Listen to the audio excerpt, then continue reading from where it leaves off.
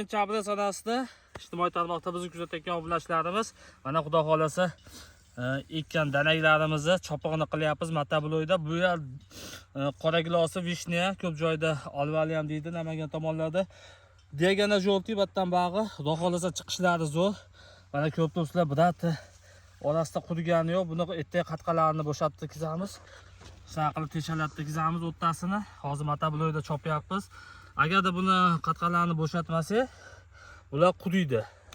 Sababi yerda namlik ko'p, juda ko'p yog'ingarchilik bo'ldi. Saqilib havo kirgizmasak bo'lmaydi. O'shuning uchun ko'pchilik mana shu qora giloslarni qurtib yuboradi, ko'p joylarda paytda e'tiborsiz bo'ladi. Kimda qanaqa nav bo'lsa olib kelib beraverasizlar. Mana shu yerda 1,5 gektar yer maydonida ko'chatlarni yetishtiramiz.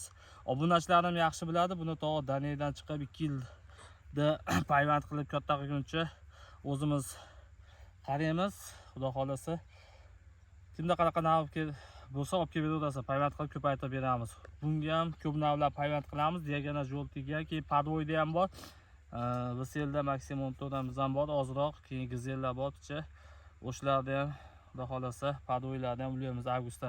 Farg'onalik bog'bon kanalini kuzatib boringlar, kunlik yangiliklarimizni tashlab boramiz. Videoga bitta like bosishdan chiqmasin, tanishlarga yuborib qo'yamiz. Ko'chat yetishtirayotganlarga mana shu holatda to'rtta bak bo'ldi giloslarimiz. Sog' bo'lasizlar do'stlar.